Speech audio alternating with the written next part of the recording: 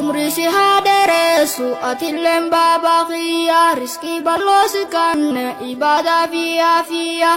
ilmi si habarsiisu atillen rabbin kiyya arrabni kofurdate jechuu sandisi haya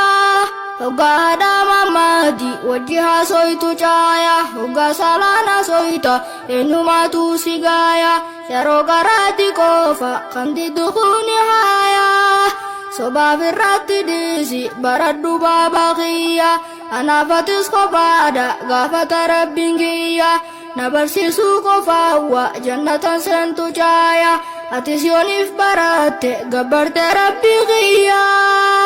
rabbin sumaaf rahmata milkoyne babaqiya umri tante laliini osonif kabdu fayya kitaaba kee furadhu kara sheekota biyya